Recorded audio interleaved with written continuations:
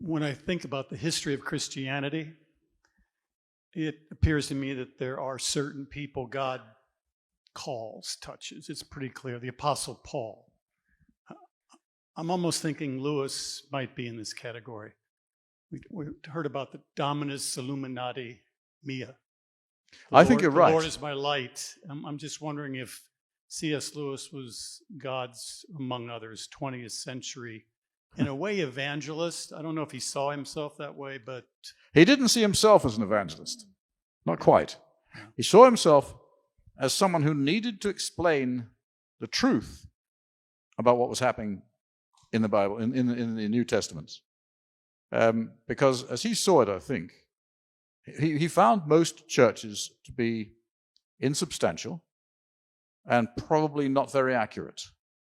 Our own priest in the church that we used to attend was what we call a high church Anglican. In other words, he teetered on the edge of Roman Catholicism. And Jack, of course, was born and bred in Ireland, in Northern Ireland, and was a Church of Ireland man. And although he loved the priest and was a very good man, and we all loved him enormously, he was a terrific guy. But his interest was in lots of robes and waving of incense and stuff. And also, of course, he was a man who was fascinated by church history. And he would give a sermon going about half an hour about church history. Quite frankly, who needs it? We don't need to know what churches used to do. We need to know what churches are doing now and whether we should get the heck out of them. And in some cases, we should. I no longer attend a church at the moment because I can't find one that teaches Christianity. Many churches today are filled with Christianists who make a big deal of trying to pretend to be Christian.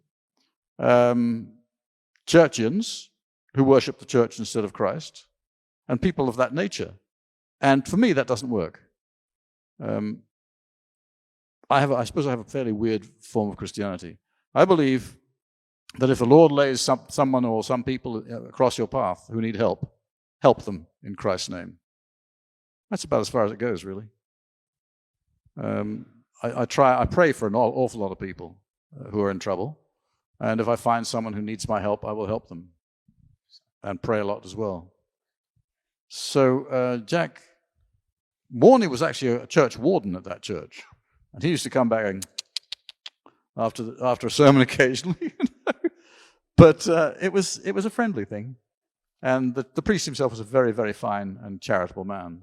He just had this bee in his bonnet about, that he had to be a high church Anglican rather than a low church Anglican. And he also was fascinated by church history, which bores me to death, quite frankly.